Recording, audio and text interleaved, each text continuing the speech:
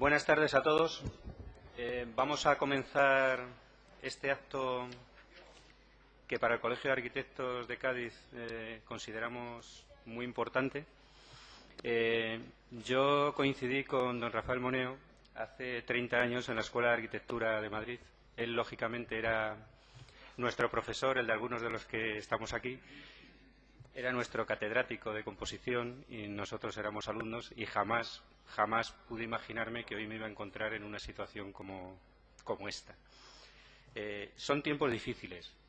Nuestra sociedad en general vive una de las situaciones más delicadas que se recuerdan y la profesión de arquitecto en España la más difícil de su historia. El Colegio de Arquitectos de Cádiz no puede sino agradecer a la sociedad a la que se debe y para la que trabaja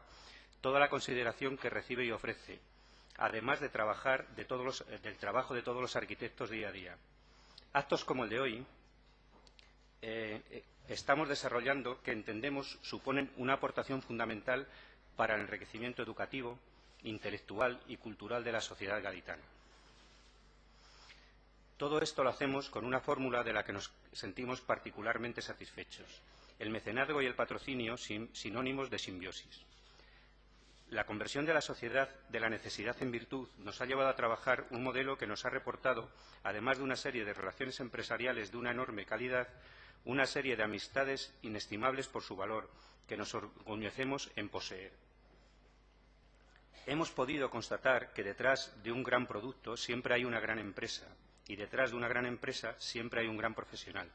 y un gran ser humano. Intentamos corresponderles en la misma medida, cuestión nada fácil. De igual forma, es un enorme orgullo contar con la amistad y consideración de los más dignos y elevados representantes de nuestra profesión,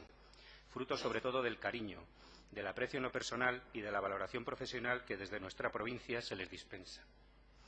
Rafael Moneo es uno de esos arquitectos que siempre ha sentido que la labor fundamental de su trabajo, como lo debe de ser de cualquier profesional, es devolver a la sociedad a la que pertenece todo aquello que le dio incrementado con los intereses que supone el valor propio de su enorme talento y su infinita capacidad de trabajo. Su obra es fiel reflejo de lo dicho anteriormente, obra que no solo abarca lo construido, sino también lo académico, porque si fundamental es su aportación al patrimonio construido en España, no lo es menor el haber sido el maestro de los mejores arquitectos de generaciones posteriores a la suya, tanto en España como en el resto del mundo. El saber que considera esta casa su casa supone, como podrán comprender, un lujo y un orgullo que no podemos disimular y que nosotros, a su vez, queremos poner a disposición de todos ustedes. Como muestra de esto, la Junta de Gobierno del Colegio Oficial de Arquitectos, celebrada el día 29 de febrero del 2012, conforme previsto en el artículo 49 de sus vigentes estatutos, acordó otorgar la distinción de colegiado de honor al arquitecto don Rafael Moneo Vallés, valorando y reconociendo la trascendental aportación de su obra a la arquitectura contemporánea y su compromiso para con la ciudad de Cádiz y el colectivo de esta corporación. Le vamos a hacer entrega de un pequeño diploma.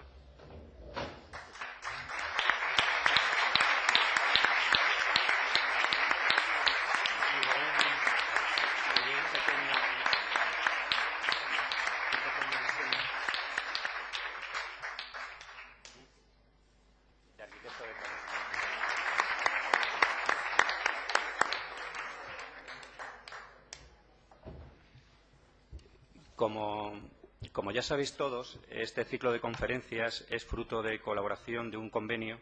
firmado entre el Consorcio para la Conmemoración del Bicentenario de 1812 y el Colegio de Arquitectos. Don Pedro Flores, gerente del consorcio, nos va a dirigir unas palabras.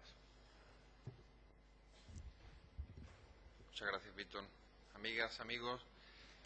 hoy nos vestimos en el ciclo de ultramar de gala para recibir a uno de los mayores exponentes de la arquitectura en la actualidad. Un arquitecto superlativo como es don Rafael Moneo.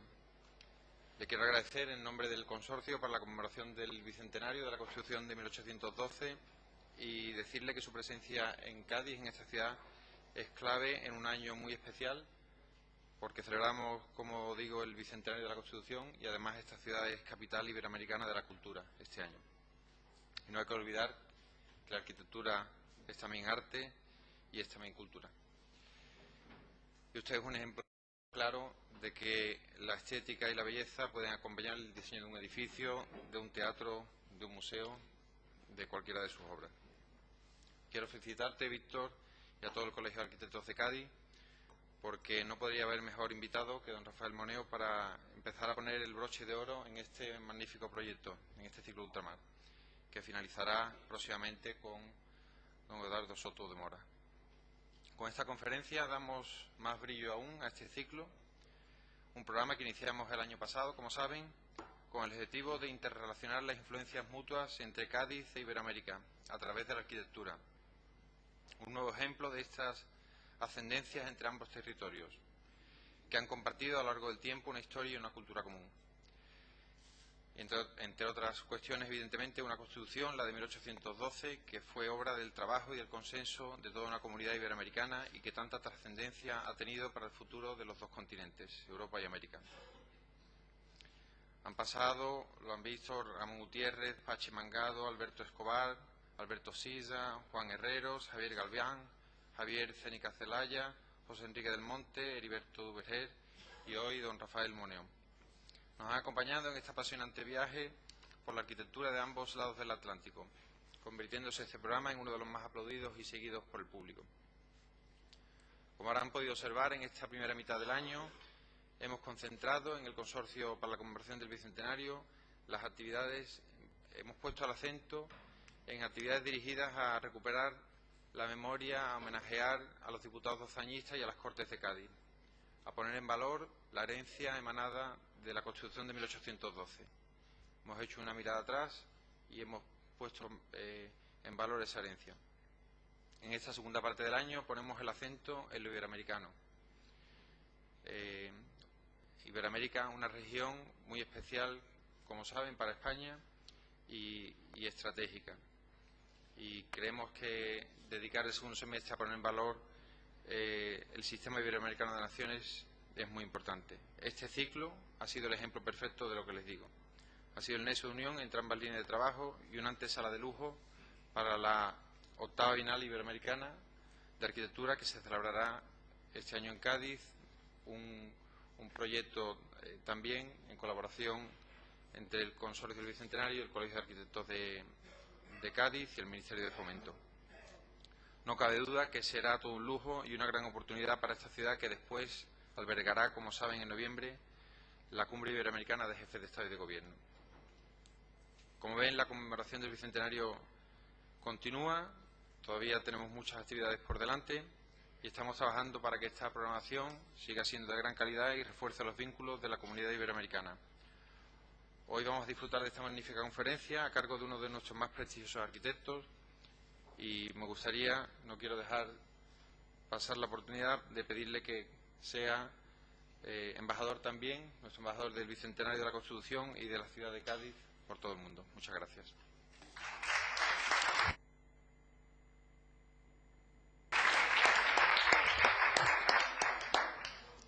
Antes os decía que hemos podido constatar que detrás de un gran producto siempre hay una gran empresa y detrás de una gran empresa siempre hay una gran profesional y un gran ser humano. Eso es lo que representa Óscar del Río, que viene a representa una empresa que es Ferran, una empresa que hace unos magníficos productos, pero eso mejor que os lo cuente él, ¿vale?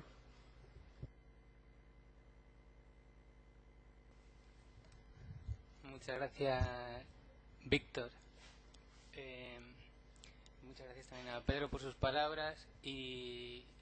sobre todo queríamos dar, Pilar, mi hermana y yo, las gracias a Rafael por la oportunidad que nos ha dado en estos últimos años de trabajar con él y como seguramente todo el mundo está deseando llegar a su conferencia. Lo que hemos pensado desde Ferran era que podría ser interesante que vierais una pequeña muestra de cómo hemos trabajado en un proyecto que empezamos hace unos años en los Zocos de Beirut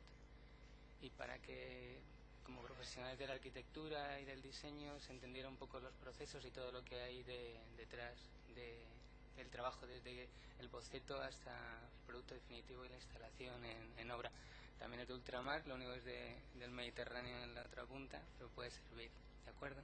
Pues nada, muchas gracias y espero que les guste, solo dura 4 minutos, ¿de acuerdo?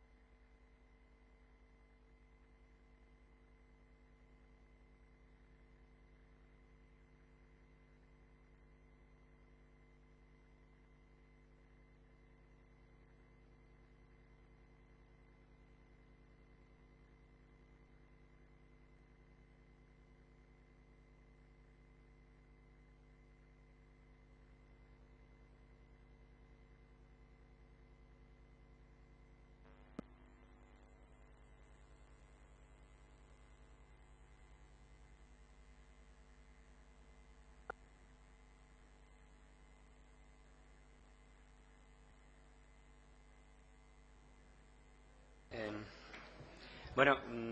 simplemente y emulando con toda modestia y pidiendo perdón por la comparación en lo que a mí respecta, como Frank Lloyd Wright presentó a Mies van der Rohe ante la sociedad americana, aquí les dejo con el maestro, es todo vuestro. Gracias.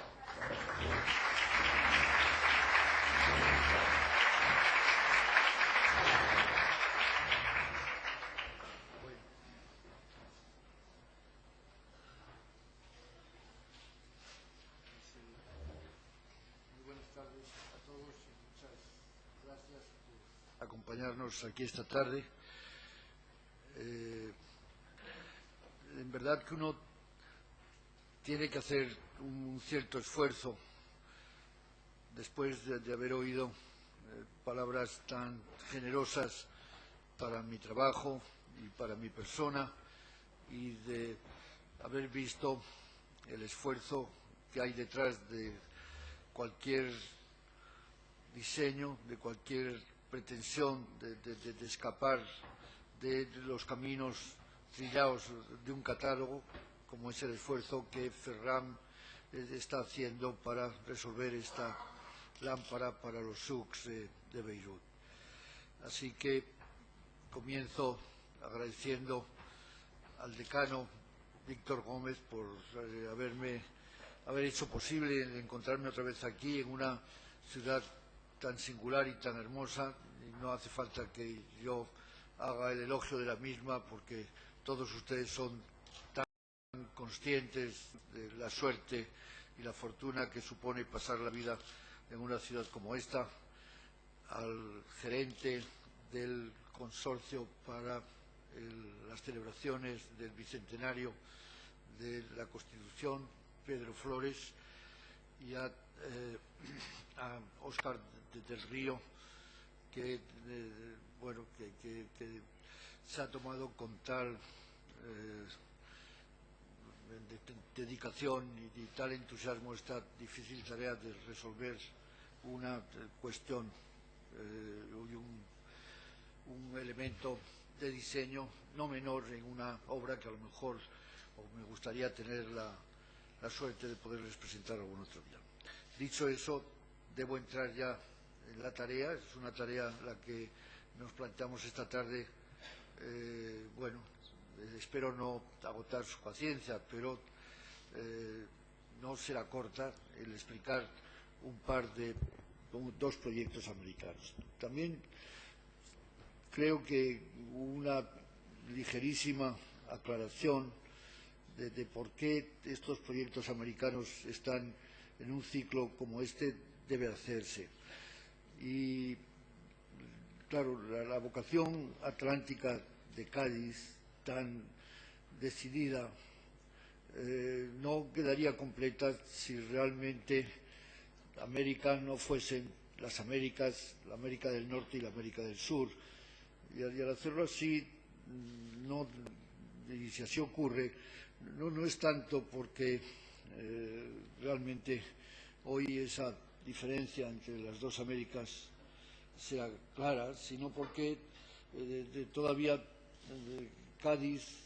ha sido el origen de tantos navíos yendo a lo que es hoy Estados Unidos de América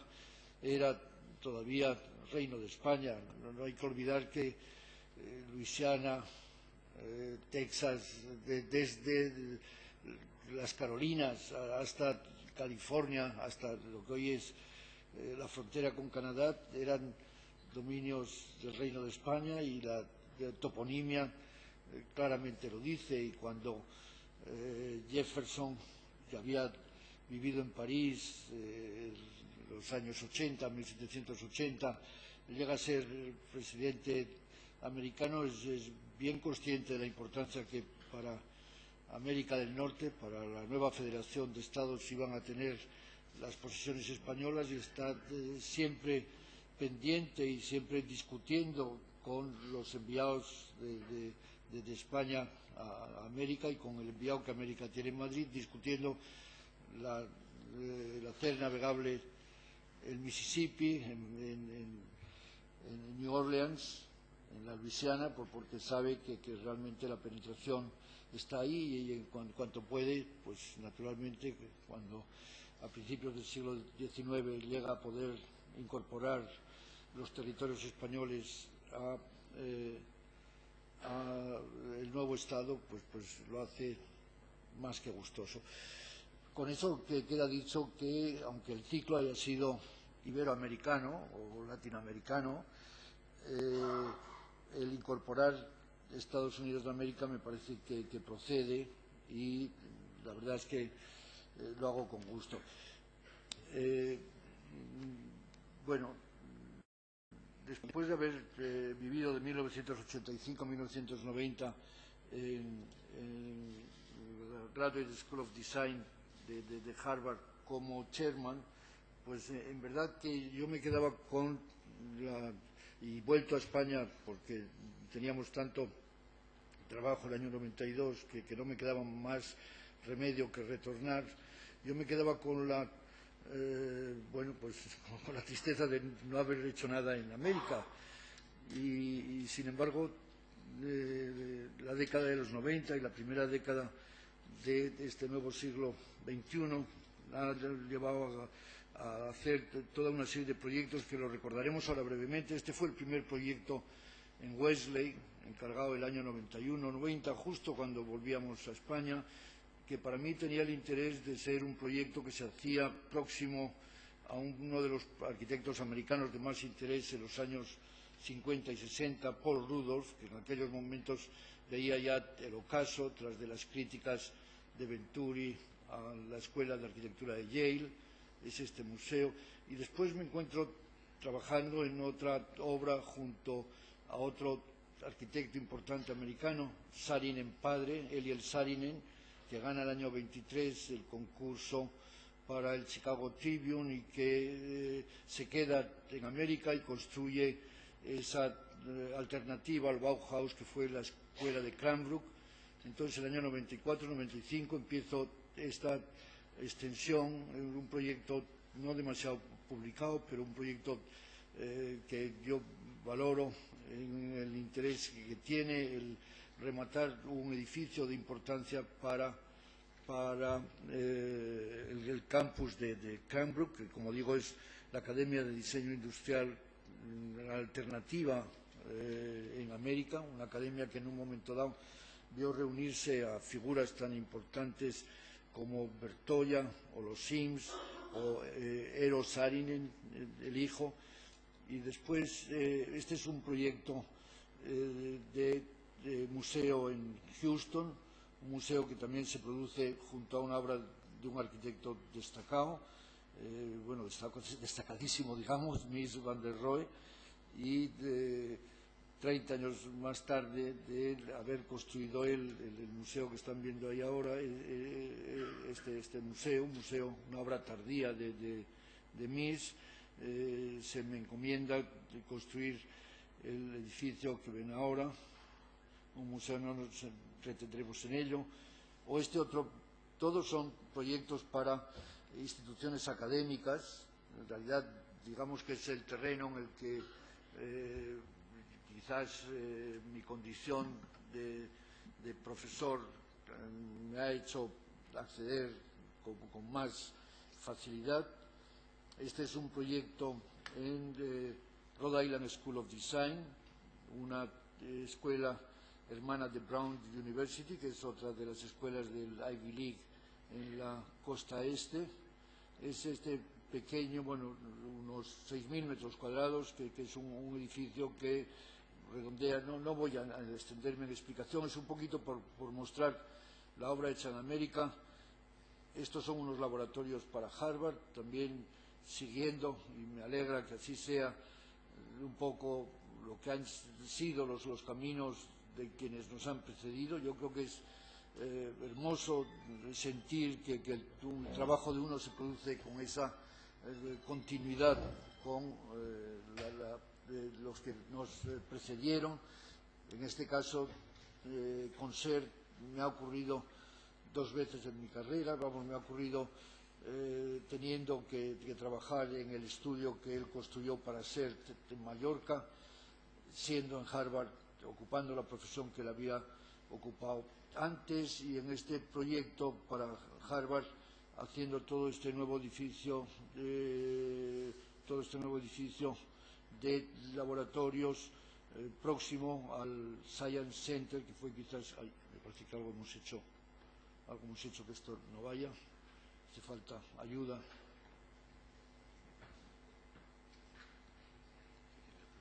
Este no. Sí, está bien, vale. Que es este.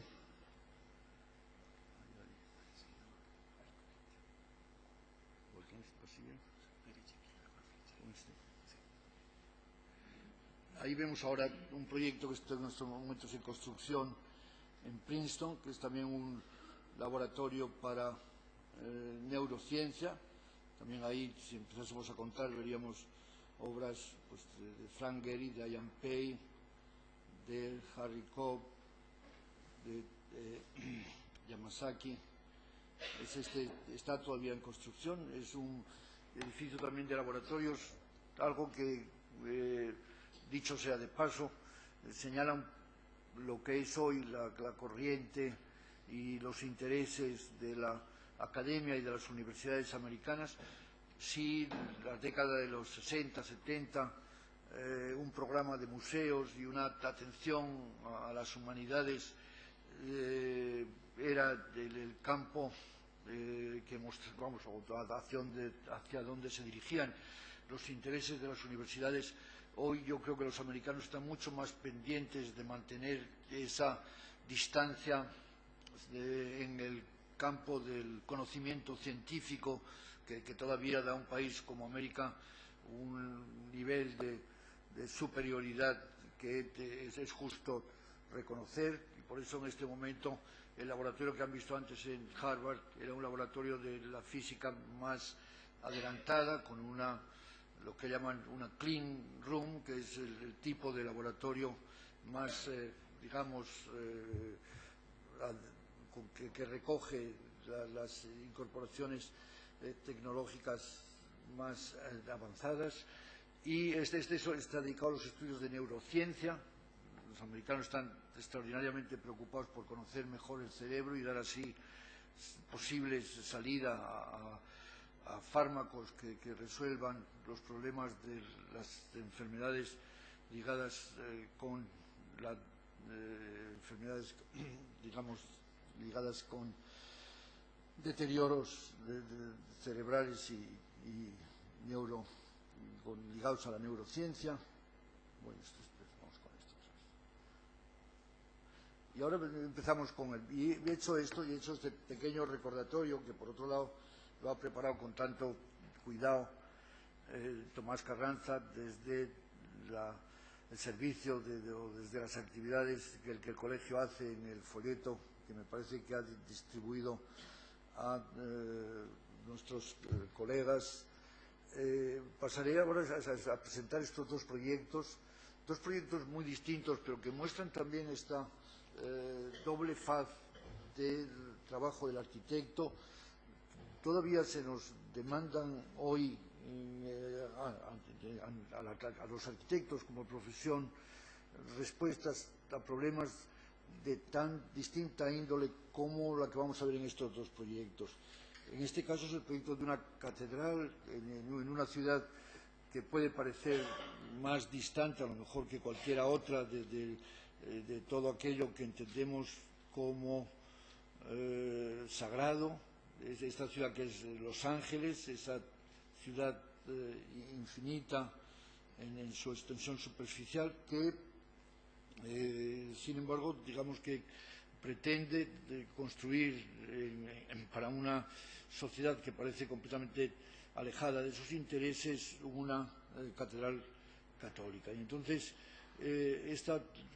catedral católica lleva a pensar, dice, bueno,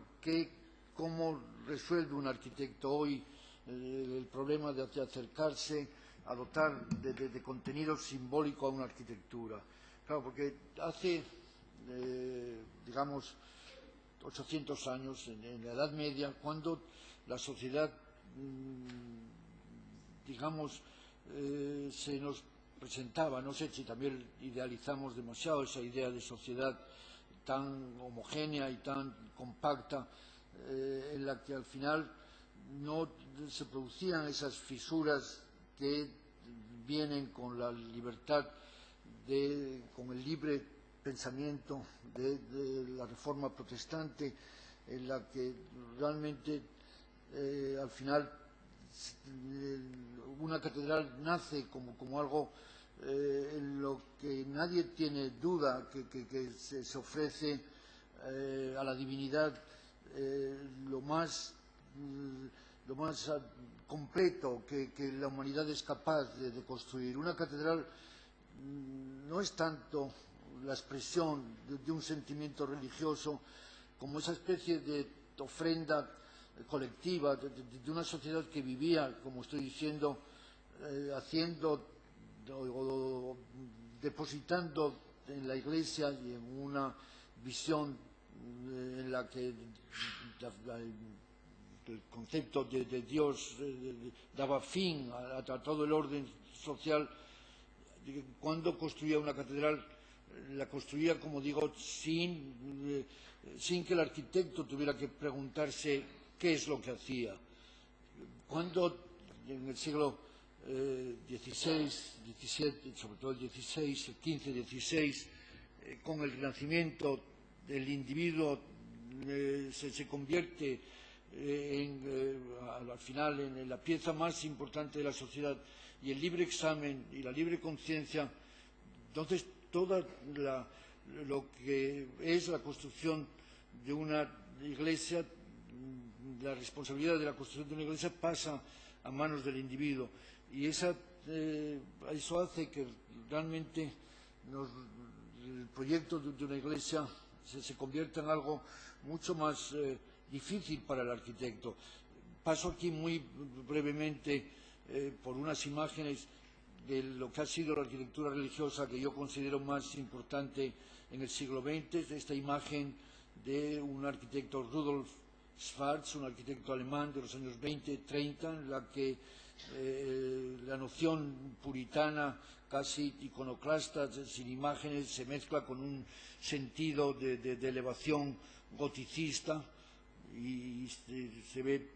Y esta imagen de Brickman, con quien trabajó en su juventud alto, en la que la iglesia, sí, en la anterior es una espiritualidad ascética. Aquí cabe pensar que el arquitecto entiende la presencia de lo sagrado y piensa que quien culmina el orden del universo es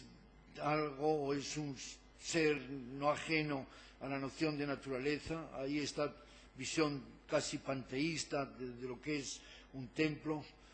o esta imagen de Matisse en la iglesia de Saint-Paul-de-Vence, una iglesia en la que simplemente el contacto naif de la sensibilidad del pintor nos traslada también a esa emoción casi infantil, o seguramente el episodio más completo de la idea de arquitectura religiosa en el siglo XX, que es Ronchamp, no cabe duda. Ronchamp también planteada más como una iglesia ligada más ligado al misterio que a la luz, más ligada a las nociones o a lo que uno siente o ha experimentado en alguna iglesia románica, tanto más que en una iglesia gótica. El ejemplo de Ronchamp se traslada a un arquitecto como Leverens, y entramos ahora en lo que a mí atañe, que se hace con una arquitectura religiosa,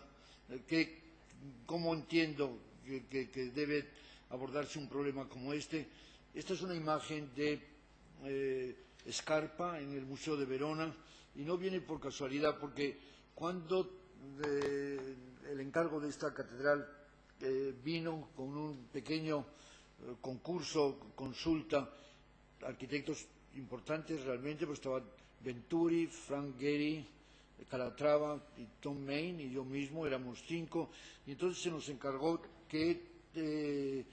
adelantásemos lo que podía ser un pequeño santuario dedicado a Fray Junípero Serra. Entonces a mí me pareció que tenía su interés y su valor, dado que la figura de Fray Junípero Serra era una figura controvertida en California. Para algunos era quien había difundido el Evangelio, para otros era quien representaba a un poder conquistador. A mí me pareció que a lo mejor el tratar de enlazar como el caballo del condottiero, de enlazar esa visión de dentro y fuera, permitía que la figura de Fray Junípero fuese entendida casi como cada uno de los viandantes quisiera. Con esa idea, digamos, y explicando esa noción que no tenía que ver con una catedral, pero que permitió a quienes hacían la selección del arquitecto adelantar lo que uno pretendía que fuese la iglesia, se me encargó la iglesia. Y se me encargó la iglesia en un solar como este, un solar muy en el centro de Los Ángeles, ese centro de Los Ángeles en el que las grandes autovías son efectivamente como ríos y las vías, esa metáfora tan manida de entender casi la circulación como la sangre que corre por las venas de un vertebrado, nos ofrecía construir en ese solar tan importante y tan amplio y tan generoso. La verdad es que no teniendo todavía incluso muy claro cómo iba a plantear la Iglesia, yo planteé este proyecto y comencé a resolverlo sobre todo en términos casi de diseño urbano. A mí me pareció desde el principio que la Iglesia tenía que estar en la parte más alta del solar, que la Iglesia, que la catedral debía dar pie a configurar algo como una plaza que tuviera que ver o que pareciese que se relacionaba con lo que habían sido las antiguas misiones franciscanas, que la creación de esa plataforma nos ayudase también a resolver un problema como el aparcamiento de coches tan importante, que esa idea de espacio urbano, digamos, como sustancia y soporte de la arquitectura, diera pie a disponer otro tipo de dependencias, sean parroquiales, sea la residencia del cardenal. Y con este esquema sencillo comencé a trabajar en el proyecto. El cardenal quería que la iglesia fuera sobre todo una iglesia asamblearia, o sea, en cierto modo todavía las gentes de mi generación hemos estado educados en una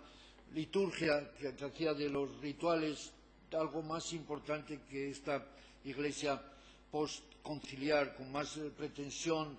de conectar a los sacerdotes directamente con el pueblo. Yo, sin embargo, y ahí están un poquito los dos esquemas. A mí me parecía, y ahí venimos a la respuesta que yo he dado a un problema como este, a mí me parecía que, sin embargo, la iglesia o la catedral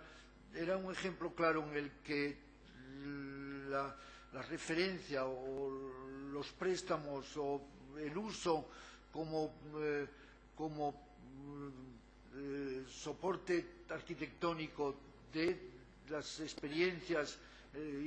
que uno había tenido en aquellos espacios que se entendían como religiosos era fundamental. Y por eso la importancia que yo daba al esquema cruciforme, a un esquema cruciforme que en principio al que había que dar un sentido. De ahí que frente a la idea del cardenal, como digo, en ese aspecto más liberado que yo, a propósito de estas restricciones simbólicas que me parece que tienen su valor, o sea, que el ábside de una iglesia esté orientado todavía mirando a Roma y más en un mundo como como el de una ciudad como Los Ángeles, en la que el ecumenismo realmente implica también ese reconocimiento de cuál es la comunidad en la que tú quieres integrarte, hacía que verdaderamente este valor de la orientación a mí me parece que importaba. Y de esa importancia de la orientación vino un poco lo que es quizás más valioso en un proyecto arquitectónico como este, que es la transformación tipológica. Porque, claro, yo me encontraba en este proyecto con este problema. Dice, claro, por un lado, si nosotros...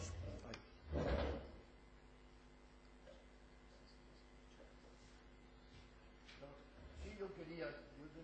entraba a la plaza, pero si realmente yo quería situar el ábside de la iglesia en esta situación y el acceso se producía casi inevitablemente desde el espacio abierto, yo tenía que hacer coincidir el acceso con el ábside. Y esa no renuncia a la orientación, que para mí constituía un elemento de partida valioso, digamos que se va a traducir en lo que al final tiene más importancia en un proyecto como este, porque si mantenemos el ábside,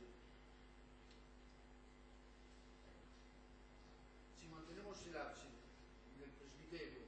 mantenemos entonces las dos entradas laterales, entonces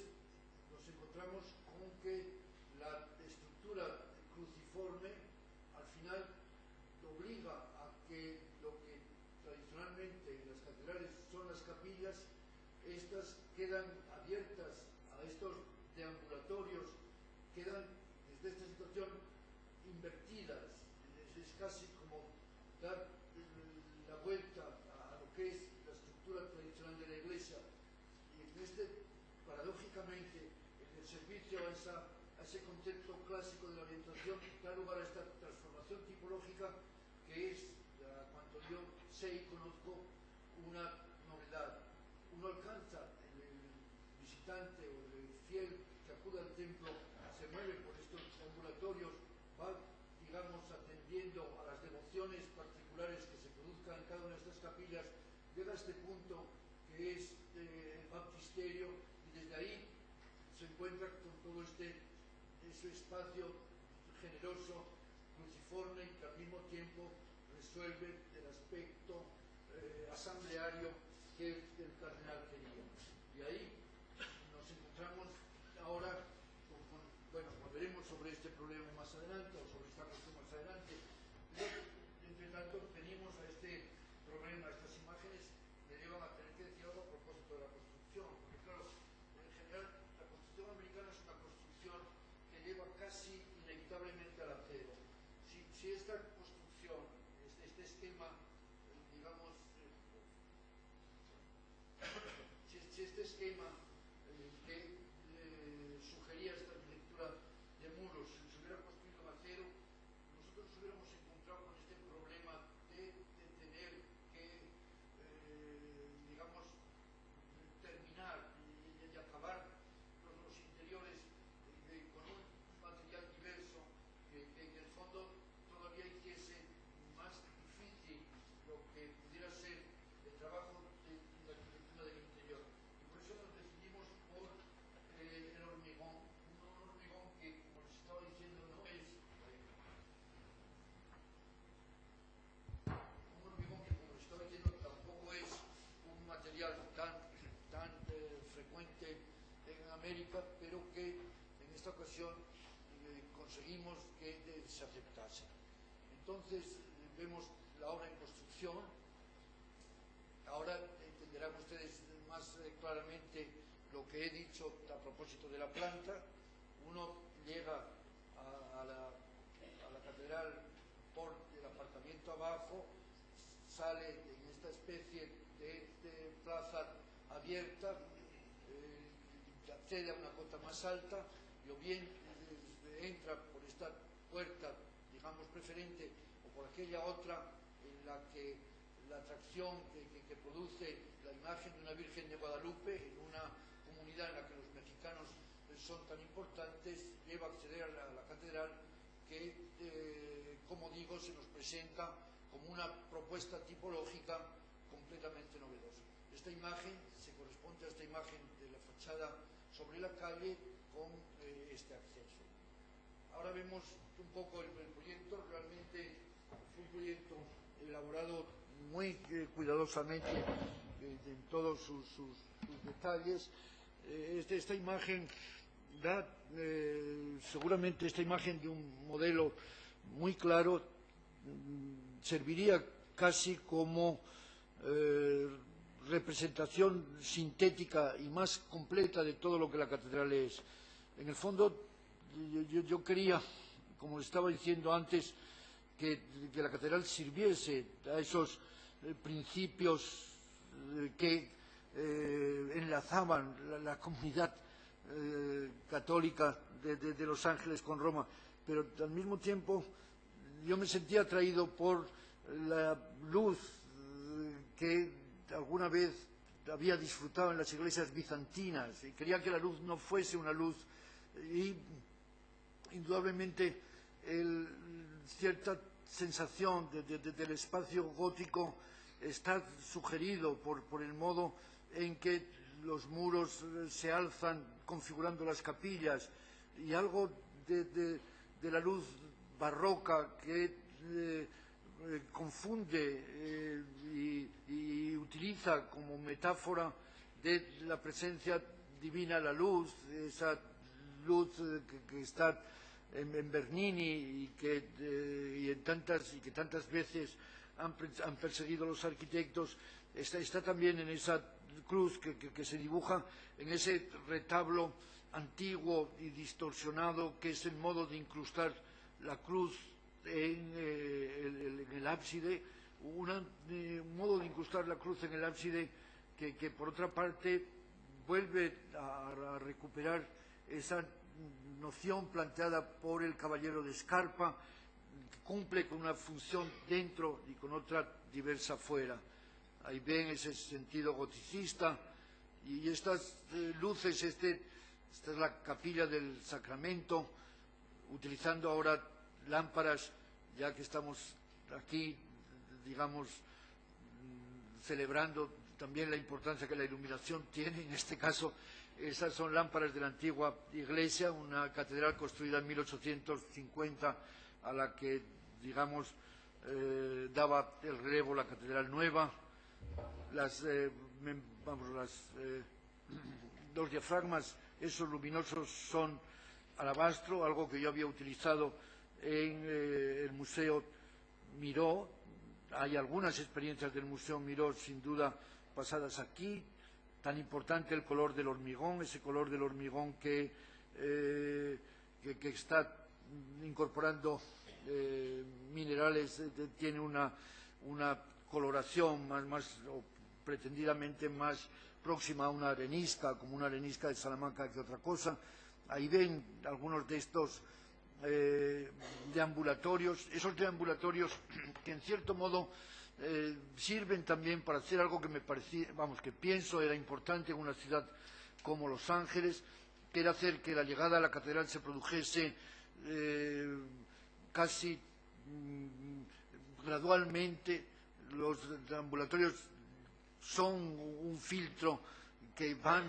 permitiendo poco a poco acercarse al corazón del interior de la iglesia. No se entra a la iglesia abruptamente, todo de una vez, digamos.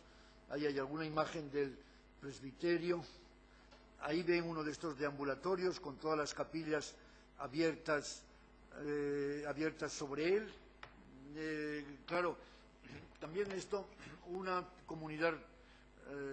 la comunidad de una diócesis como Los Ángeles era una comunidad extraordinariamente compleja. No sé si en alguna vez le he oído decir al cardenal que se celebraban misas en 32 o 34 idiomas distintos. El hacer que cada una de esas comunidades, no hay 34 capillas, debe haber 12 o 14, pero da lugar también a esta poder de entender y de identificar con determinadas espacios más privados y propios, la comunidad más reducida a la que se pertenece. Al fondo, un retablo barroco que había comprado un obispo de Los Ángeles en Ezcaray, en La Rioja, en los años 30. Ahora otra vez esto les ayudará a ver un poquito más claramente cómo funciona la iglesia. La iglesia, esta es la plazuela desde la que se entra de la plaza, desde la que se sale del apartamento. Estamos subiendo a esta plaza que permite en algunos momentos, sea las procesiones a través de los pórticos, sea celebrar una misa al aire libre teniendo como fondo el ábside, los dos deambulatorios de acceso, un jardín que da lugar a ese contacto con lo natural, que también me parece estar muy presente en la idea que hoy cualquiera pueda tener en su modo de acercarse a lo que el concepto de Dios ha significado en nuestra cultura. La llegada a ese punto, y desde ese punto también de un modo lecorbiceriano, la iglesia cae en una suave pendiente y uno se encuentra con el presbiterio. Ahí vemos una de estas capillas. Esas capillas van permitiendo, estas capillas van permitiendo estas visiones laterales de la nave grande, pero van dando lugar a esta otra imagen un poquito más adelante. Esta sensación de un espacio que se ve a través de otros espacios, que, como les decía, pueda ser una reflexión o algo que viene de esa experiencia de la memoria arquitectónica, en este caso, como os digo, de las iglesias bizantinas. Pues claro, lo que yo estoy tratando de explicar y de decirles es que, en el fondo, el poner en las manos de un arquitecto, de un individuo, algo tan trascendente como es la expresión de lo religioso,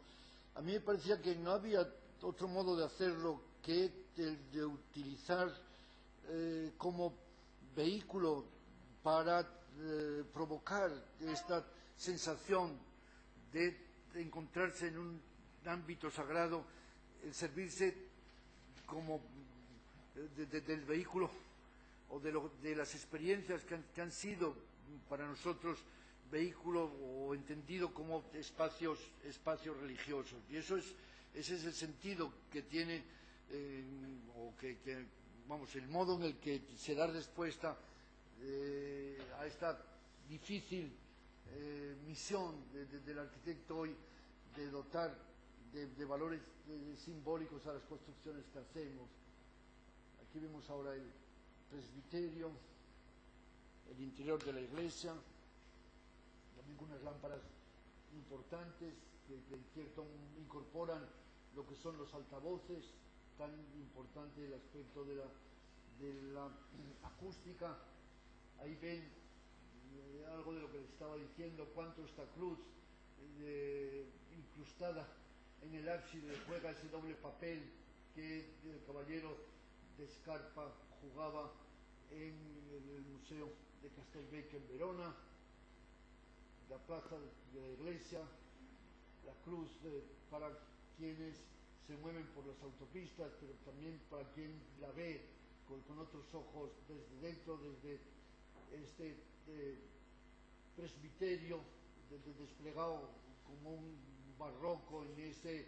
punto, digamos, de mayor intensidad arquitectónica que seguramente se produce en el momento en el que el techo interfiere y se encuentra con todos los muros laterales.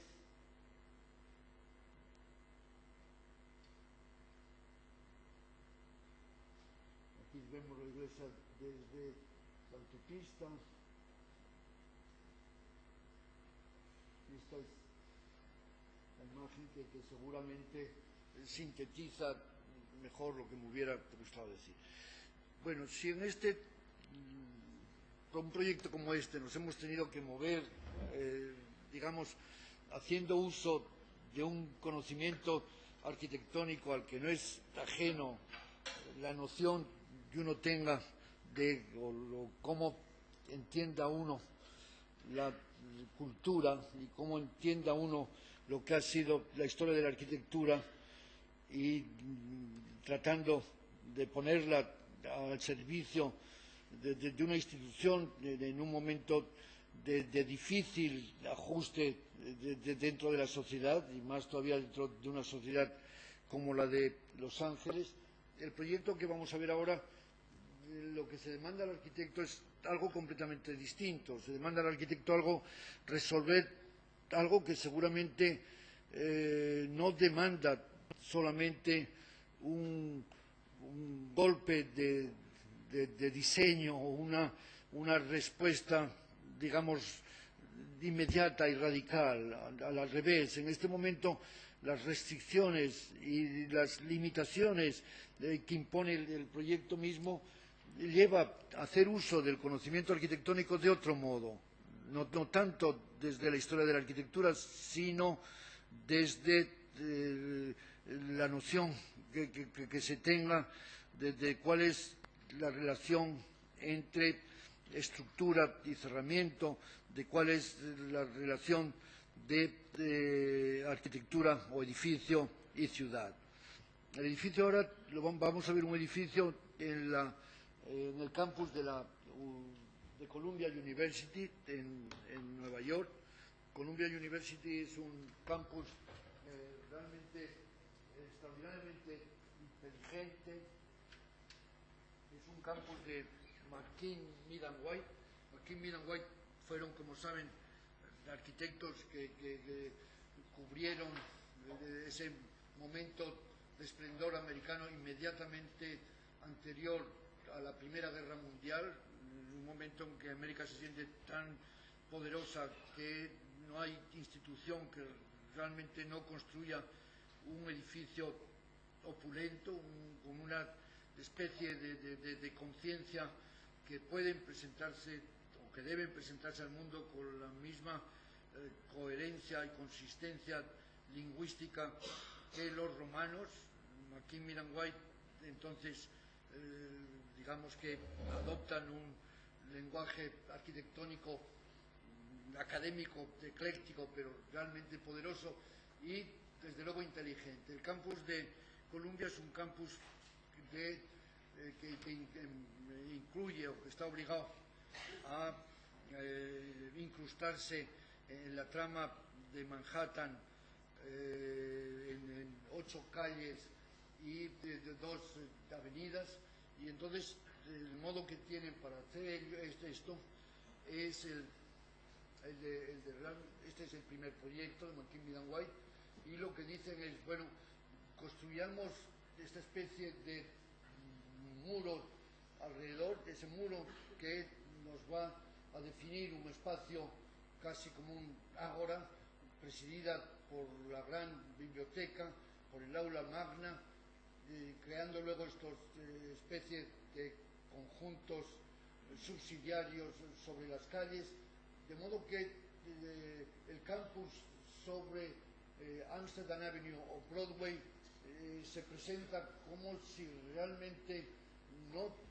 se produjese en el interior algo diverso, no rompiendo, digamos, la faz de lo que son de lo que es Broadway o New Amsterdam, y protegiendo esa vida interior más autónoma que tiene el campus. Este es, claro, aquí en el mismo dibujo muestra hasta qué punto la topografía demanda terminar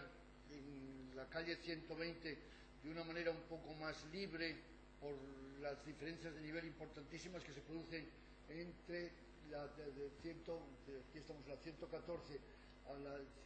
18, 19 y 20, entre la calle 18 y la calle 20 hay casi 10 metros de desnivel, y eso explica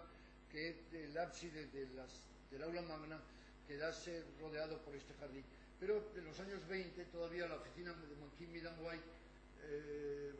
ofrecen este otro proyecto alternativo en el que el mecanismo de encerrar el campus se extiende también a todas estas áreas. Entonces, y este es el esquema de Columbia University hoy, que realmente ha aguantado extraordinariamente bien la vida en la ciudad. No se ha completado exactamente lo que McKee y Miran White proyectaron. Lo que era la biblioteca, por ejemplo, es ahora las oficinas del presidente. La biblioteca ha pasado a ocupar este lugar. Se ha respetado desde luego el concepto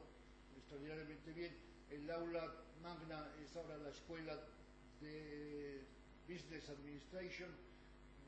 Todavía esta parte norte del campus se ha envenenado más, y este es el solar que nos destinaban a nosotros, que es este solar de aquí. Es un solar destacado porque es un solar de esquina sobre, es casi el último solar que quedaba libre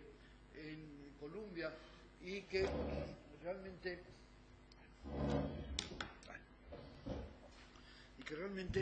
había tentado en otras ocasiones a la administración para hacer uso del mismo.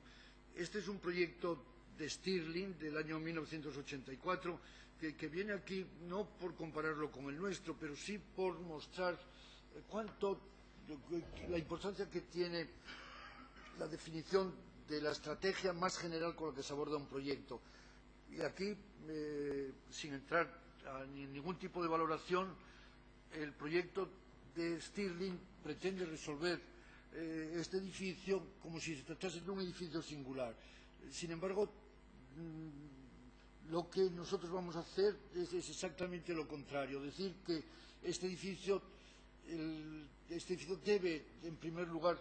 respetar y debe, digamos, entenderse como un edificio que completa el esquema de McKee, Miran White. La dificultad del edificio es que el edificio tenía que levantarse sobre un gimnasio existente, que es este gimnasio existente que viene aquí. El esquema que McKee y Miran White habían planteado no se construyó exactamente como ellos dijeran, y en los años 70 la cota que les he enseñado antes en la calle 118 se extiende hacia la calle 120 con una losa artificial que deja debajo este espacio para 3 pistas de baloncesto que ven ahí. Este es el área del solar donde debíamos levantar el edificio, de manera que el nuevo edificio tiene forzosamente que respetar estrictamente este gimnasio. Claro, indudablemente no sé si una consideración como esta tiene en este momento valor o no, pero sí creo que conviene, es indicativa de la actitud hoy de los americanos, porque si el presidente se hubiera atrevido a decir, bueno, pues vamos a prescindir de una de estas pistas de baloncesto, pues realmente el edificio hubiera sido extraordinariamente más sencillo. Pero esta political correctness, esta dificultad de incidir sobre lo que parece que son derechos adquiridos, en este caso de quienes hacen deporte en la universidad, hizo que el presidente no tuviera ninguna duda respecto a que el nuevo edificio debía absolutamente respetar el gimnasio. Claro, respetar el gimnasio y, como les estaba diciendo antes, lo que nosotros planteábamos, o lo que yo planteaba, era el insistir en terminar y reforzar esta condición de espacio abierto interior amurallado al que me estaba refiriendo antes. Claro, este punto, por otro lado, se convierte en un punto extraordinariamente importante porque Columbia está planteando un nuevo campus universitario en Manhattanville, 20 calles más adelante, en la 135, y entonces hay que considerar que este punto ya se va a convertir en un vértice desde el que el acceso al campus va a tener una importancia que no tiene ahora, de manera que eso introducía también esta variante de lo que iba a ser la estructura del proyecto. Aquí una imagen del proyecto para familiarizarles a ustedes con ella, y aquí otra imagen del proyecto, y este en el que, bueno, la solución del proyecto pasa, ya por adelantar, pasa por, o es sobre todo, el entender desde el principio que si el sistema de medidas y de proporciones establecido por McKim, Millan White, el respeto al mismo era lo que iba a garantizar más la continuidad del diseño urbano, que yo veía con buenos ojos. En ese caso teníamos que soportar todo el edificio saltando por encima del gimnasio y haciendo que las fachadas se convirtiesen en auténticos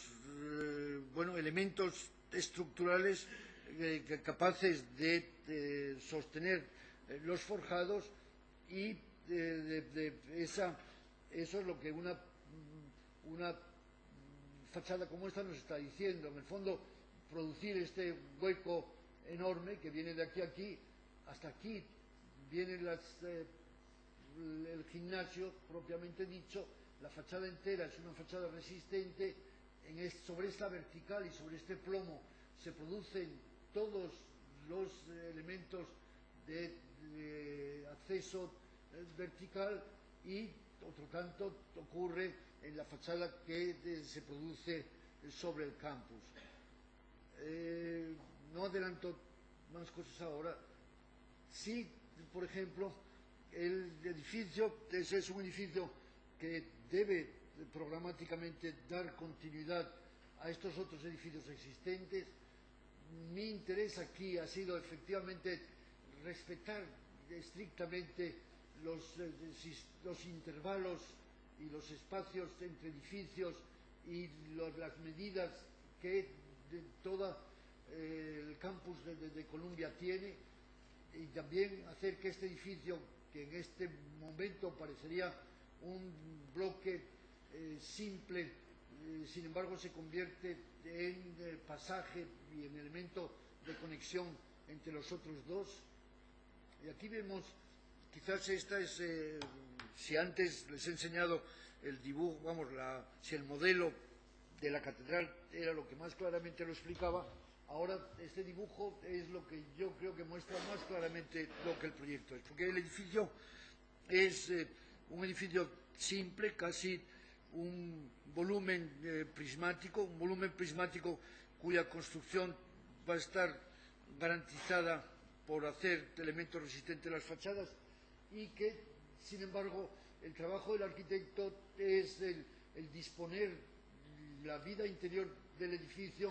con tanta riqueza como sea posible. El acceso y cómo un volumen geométrico tan simple es capaz de recibir y de contener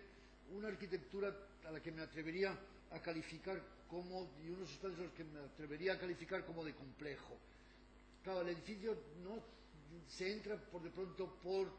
el vértice, se entra por un vértice en el nivel más bajo de la calle. Están las salas, el gimnasio de que les he estado hablando antes, un primer tramo de escaleras, que da lugar a una planta próxima a la calle cuyo uso veremos más tarde, y una escalera mecánica que nos lleva al nivel del campus, que es este. Desde ese nivel del campus, unas plantas destinadas a un servicio para distintos departamentos, que es espacios de bibliotecas, un aula compartida, y toda, digamos, la densidad de los usos acumulada en esta esquina del edificio, un edificio que contempla la división de las plantas muy generosas de altura de los laboratorios con unas dobles plantas que contienen oficinas para estudiantes y profesores. Claro, cuando venimos aquí vemos ahora el esquema es simple, el esquema de la planta. Están viendo ahora claramente el gimnasio en el nivel del campus, el nivel de Broadway, y ahora las dos fachadas resistentes que las tenemos a uno y otro lado, esas dos fachadas resistentes que resuelven los forjados, todavía con otro elemento estructural que veremos ahora, y los grandes ámbitos para los laboratorios y más reducidos para estas comunidades que forman estudiantes y profesores que comparten uno de estos espacios. Estos laboratorios son biología, química y física. En los espacios más bajos, los espacios de biblioteca, a que le estaba refiriendo antes, y todavía esa biblioteca abierta sobre Broadway. Aquí vemos la construcción sencilla, un esquema en detalle. Y aquí ven ahora, bueno, si venimos aquí, es lo que les estaba mostrando antes, estos espacios de laboratorios que tienen esa doble altura, esta doble altura que contempla los despachos de los estudiantes arriba y los espacios de los profesores abajo, y los laboratorios en toda esta área. Pero esta maqueta les ayudará también a ver un poquito más claramente las cosas. Estamos viendo la maqueta ahora desde Broadway, y esta fachada que en el fondo, bueno, muy pronto nos dimos cuenta que la solución planteada por el ingeniero para resolver la estructura podía también ser, digamos, el soporte de una textura en los cerramientos que va a convertirse en el hecho arquitectónico más notable del edificio. Es un edificio sobre todo texturado, y este texturado, a pesar, vamos, y este texturado y refleja ninguna de estas barras diagonales ahora son barras diagonales gratuitas. En realidad, el estado tensional del edificio queda reflejado por la estructura, y el cerramiento va recogiendo aquellos espacios donde no hay diagonales, con ventanas que permiten este contacto con el exterior, o con elementos de ventilación, o con situaciones singulares, sea en lo más alto del edificio para una sala de profesores, sea en la zona más baja para este café que se produce sobre el acceso, o sea para esta ventana grande sobre la biblioteca. Otra imagen de la maqueta, la imagen ahora de esa ventana sobre Broadway, que permite que el edificio ponga en relación directa Broadway y el campus, el interior del campus. Aquí tienen ahora arriba, por ejemplo, cuánto los nubes, los parasoles se convierten en elementos de ventilación. Y aquí vemos algo que va a ser muy importante para el edificio, porque el edificio en realidad no tiene el acceso del edificio, como en algunas otras arquitecturas ya hemos visto, se produce desplazando el edificio sobre la acera y permitiendo que quienes acceden a él accedan, digamos, sin la sensación de cruzar el umbral de una puerta, sino entrando en ese mecanismo de niveles del que les estaba hablando antes. Aquí lo ven también más claro. Nos encontramos en este momento en la entrada desde el acceso, desde la acera, la escalera convencional, las visiones del campus, este modo de explotar y de tratar de sacar provecho de lo que son los sistemas de proporciones que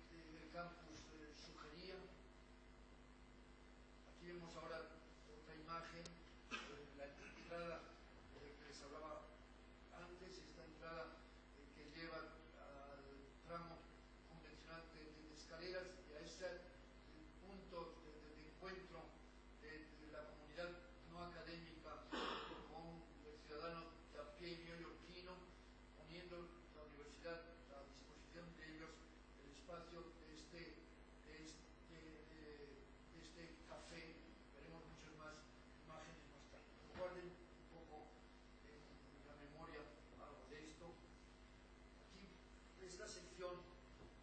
me parece que muestra lo que el edificio es. O sea, en realidad, esta sección no es la que desde la sección no se construye el edificio se construye desde esos espacios que, digamos, que el arquitecto ha sido capaz de establecer con unas continuidades y unas relaciones que al final quedan todos abrazados por lo que es la envoltura del edificio, pero que en realidad plantea esta riqueza de experiencia y de diversidad de espacios. Entramos desde aquí, subimos desde estas escaleras a este nivel de este café, este es el espacio, este es el foyer, este es el acceso, que en ese sentido es un acceso no retórico y completamente, digamos, nuevo con respecto a lo que pueden ser accesos más convencionales. La entrada al nivel del campus, desde el nivel del campus a la biblioteca, a este nivel de la biblioteca, que es también el nivel de la biblioteca que vamos a ver en esa clase, en ese pequeño auditorio,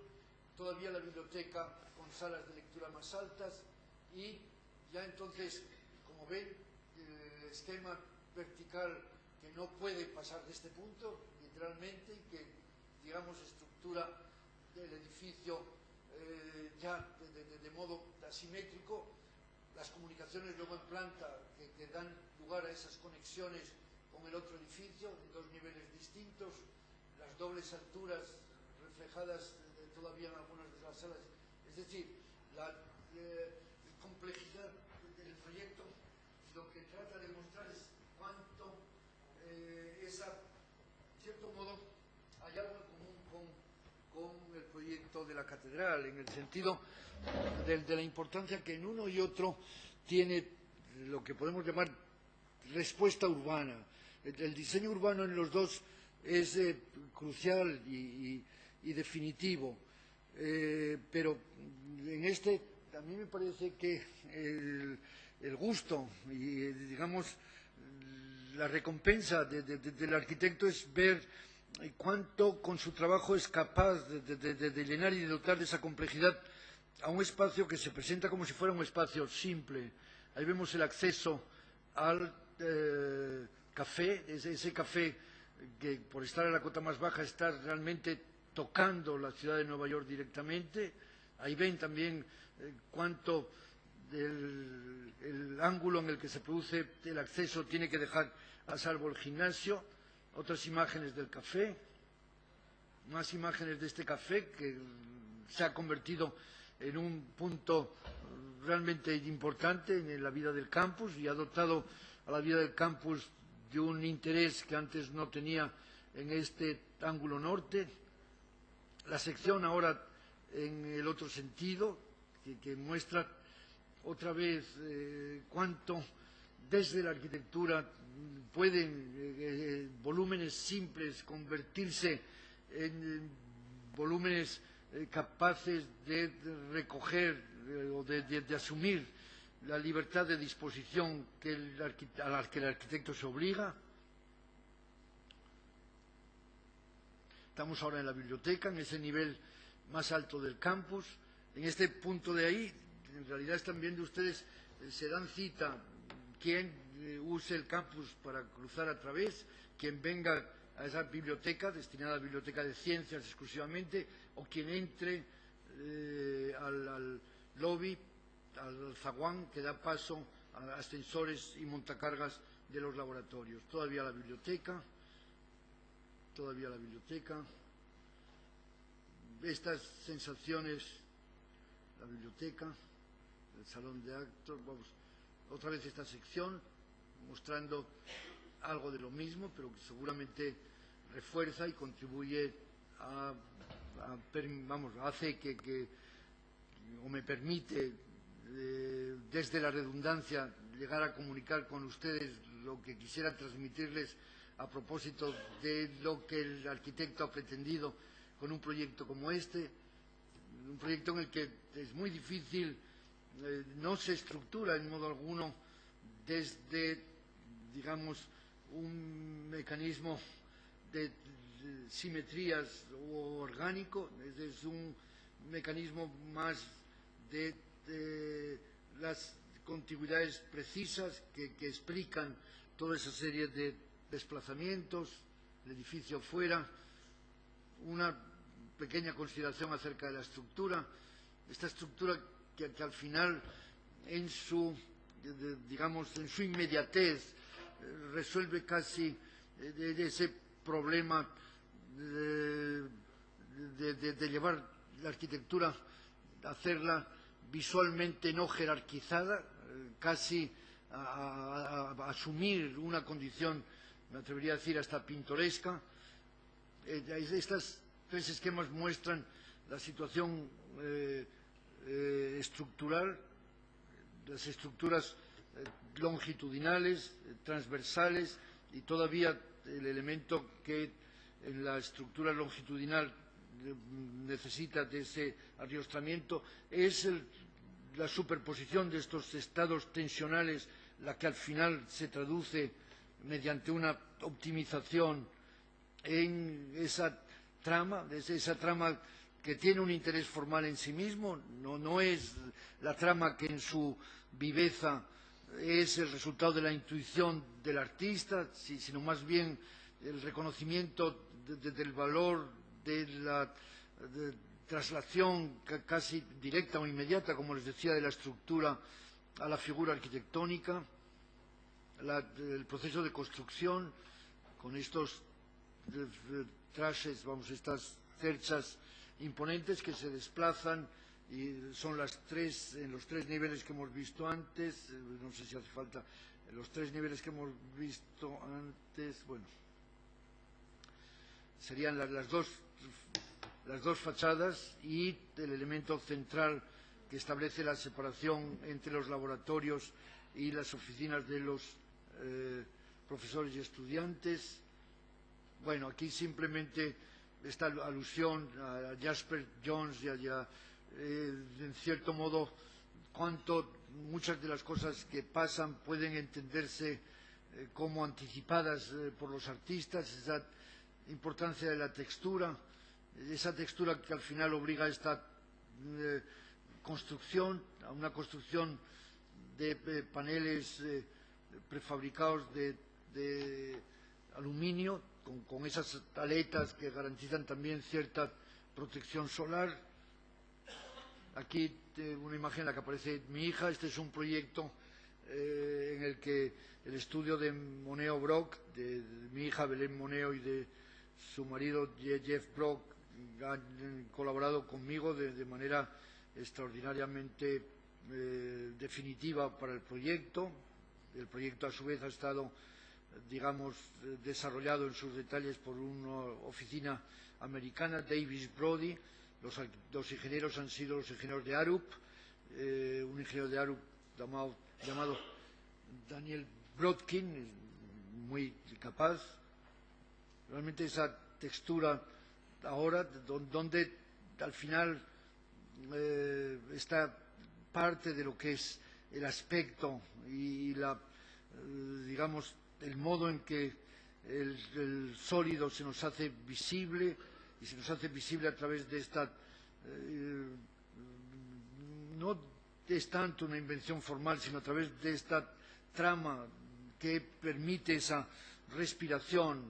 llamando respiración a las ventanas o llamando respiración a las tomas reales de aire, la importancia de un diseño extraordinariamente preciso que lleva a esta coincidencia entre estructura y cerramiento en la que se hace tanto énfasis, esta condición casi pintoresca, digamos, pero que no es resultado de una apuesta por lo estrictamente visual. En este caso, el resultado visual viene de esta confianza en esa estructura interna que el edificio tiene y esa serie de normas que uno se ha dado, esa importancia de la textura que de repente deja centrada ese paño en el que brilla ¿no? El sol, digamos. Claro, algo de esto garantiza también algo que a mí me parece tan importante en los edificios, esta visión próxima y lejana, esta visión próxima entretenida y diversa y variante y no fácilmente inteligible. En el fondo es un edificio que, a pesar de la simplicidad con la que se concibe, efectivamente en esa resistencia a ser decodificado, no se decodifica tan sencillamente. Imágenes al exterior, imágenes desde el interior, imágenes desde el interior, con esos, la arquitectura, ahí digamos que se confía a esos espacios intersticiales cuyas medidas recuperan otra vez el espíritu de McKean Vida White, o nos gustaría que recuperasen. Claro, aquí vemos otra vez, después de ayudar ahora esta imagen a sintetizar, vamos, o a entender cuánto desde la simplicidad, cuánto simplicidad y complejidad y reconocimiento del valor de las restricciones para producir esa singularidad de situaciones que da interés a la arquitectura, es lo que esa imagen ofrece. Espléndidas vistas de la ciudad de las que ya no somos responsables. Una ligerísima reflexión acerca de la estructura ahora y terminamos. Claro, este problema de entender el edificio, o entender que uno de los problemas fundamentales del edificio es el cerramiento, esta relación entre eso esto que ocurría en las catedrales góticas, tempanar la estructura que se forma entre los arcos nervados. Los constructores de Chicago y los constructores del siglo pasado bien sabían que al final una estructura reticular tenía que terminar resolviendo un problema de cerramiento, algo que a mí me gusta asociar este tipo de actitud primaria ante la construcción con lo que es la arquitectura gótica, esa arquitectura gótica de la que hay tantos ejemplos en toda Europa realmente, y que ha pasado a América con Mies, y que ha pasado con Mies, que algo de lo que hemos hecho nosotros ya adelantaba en esta propuesta de centro de convenciones en Chicago, no construido, pero donde, a diferencia de lo que ocurre con nuestra estructura, aquí hay ese esfuerzo por regularizar y por hacer que desde esa regularización emane también la condición figurativa del edificio, completamente diverso en ese sentido a lo que ocurre en Columbia. Y naturalmente este proceso de diagonalización en la estructura es algo que está muy a la orden del día, en arquitectura incluso comercial, pero también en arquitecturas tan significativas como esta arquitectura de Ren Koolhaas en la televisión de Beijing, en la cual realmente tiene que acudir. Hay un punto de conciencia con el planteamiento de la estructura que nosotros hemos hecho, y obviamente, claro, la escala y la, digamos, no excepcionalidad de la forma ha dado lugar en nuestro caso a una estructura mucho menos forzada y mucho menos tensionada que esta, pero claro, Ren Koolhaas indudablemente es consciente de la importancia que la estructura tiene, y que termina convirtiendo en expresión iconográfica del edificio la estructura. Cabe decir que a pesar de la fuerza y la potencia que tiene el sólido que se plantea construir, al final la iconicidad del edificio se deposita en redibujar sobre la piel, a modo casi de un artista conceptual, con esos trazos gruesos de una estructura que no es tal. El caso nuestro es un caso, en cierto modo, precisamente también por la escala tan diversa con la que trabajamos, trata de no establecer tal clara separación como Koolhaas hace entre estructura y sustancia constructiva del edificio y iconografía. Koolhaas, digamos que acepta la necesidad de dotar de fortísimo contenido icónico la piel. En nuestro caso hay más un problema de congruencia, de hacer que construcción y estructura y propuesta iconográfica se conviertan en una sola cosa. Y ya con esta reflexión me parece que termino y les doy muchísimas gracias por su atención y no sé si me he extendido un poco de más.